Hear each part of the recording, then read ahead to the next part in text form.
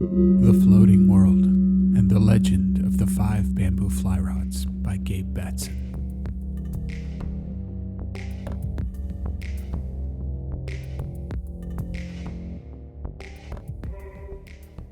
Chapter 8, Purple Gazelle. My dreams slip into red-faced daylight descending, enraptured twilight. Anju sat on the floor and set to a thinking. Her shoulders softened, eyes fixed ahead.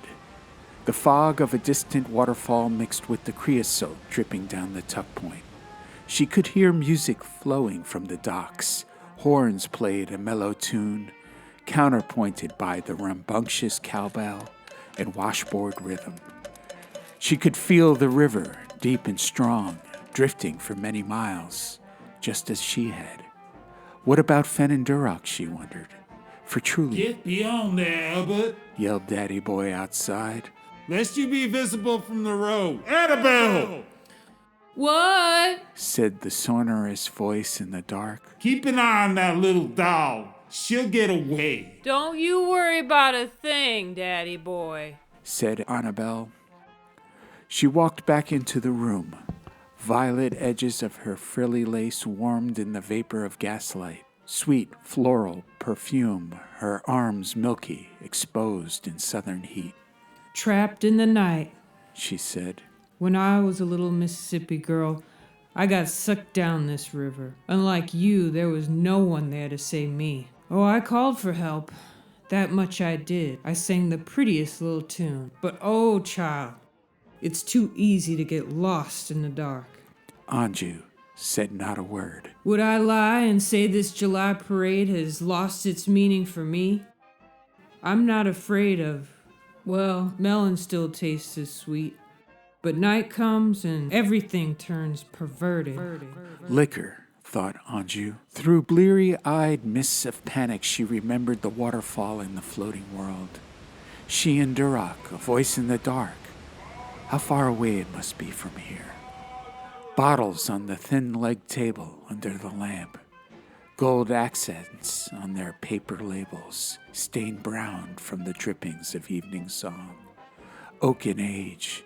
Potions to fix broken hearts by swirling poison and passion. Here they sat amid the dense heat, aroma blooming with gas fumes, old tobacco smoke, and dark rue. Annabelle stood at the pulled-aside curtains smudged with cobwebs, sticking to the greasy residue.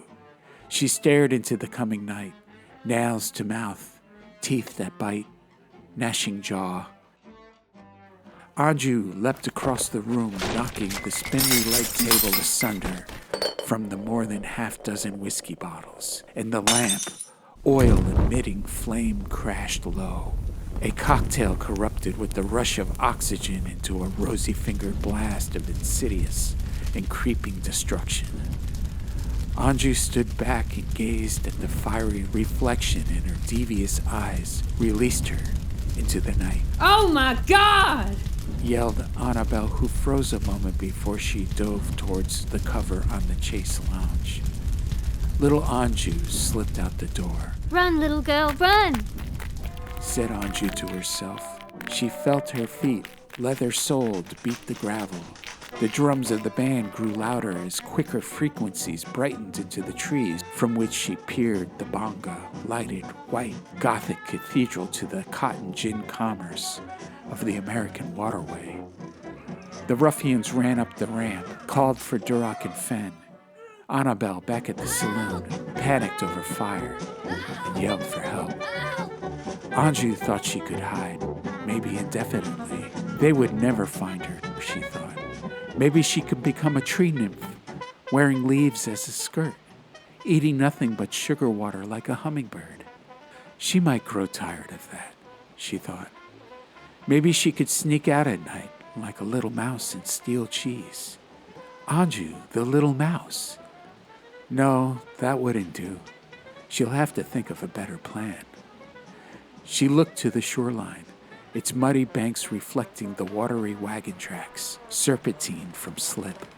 She deepened twixt the forest, hent a low bow and thusly clomb. Perhaps an eagle will carry me away, thought Anju. The eagle and the child? Oh, my head is toady and I'm scared. I better think of a way to warn Duroc and Fen. An explosion ricocheted through the air, followed by a shot in the bay. The crowd gathered at the docks and woo-wooed at the sizzle and crackle. Light showered Anju on high in the tree. Bright colors reflected in her face. Dazzles flew through the air. Little Anju started to thinking like 60. Boom! Another explosion in the sky sparkled over the river. She heard someone recently say that when a body goes a-missing and a fear drown, they fire cannons into the river till the corpse floats. Perhaps she could float down to the bongo. She climbed down and went to the water, removed her boots and skirts, and glided downstream. She emerged portside the boat, looking along the deck for Duroc and Fen. Sharks! She heard Fen yell. Am I to believe you're in the business of harming little girls? She swam in the darkness towards the sound of the men and saw Duroc and Fen arguing with the two ruffians. Sweet little Anju! Yelled Duroc. He clasped his skull and paced about. These trunks aren't worth any murder, said Fen. What twisted history hath corrupted ye so and birthed such malice? Away, ye vermin! Tell thine boss we shall meet him presently. He waved the ruffian fiends away. The eagle in the stole, indeed, said Duroc. With heart hurting and beating fast, he walked to the railing and leaned with tears sparkling in the face of the explosions in the sky. Duroc! Anju said. It shot to his ears like a missile. He looked to the water and saw little Anju. Her long hair floated on the river. I'm here. She said. He put out his hand and she swam towards him. I set a fire and ran away. Daddy boy must know by now. Hurry! She said. Duroc pulled her out of the water. They ran to Fen. Anju! Yelled Fen. He looked at her, dripping pools of river on the deck from her undergarments. She swam, said Duroc enthusiastically. And lit a fire. Ha! I reckon you did, said Fen. We must act fast to avoid the terrible revenge soon to come. But where shall we run? Asked Duroc searchingly. I say, dear Duroc, I beseech thee, said Fen sharply. Don't start that again.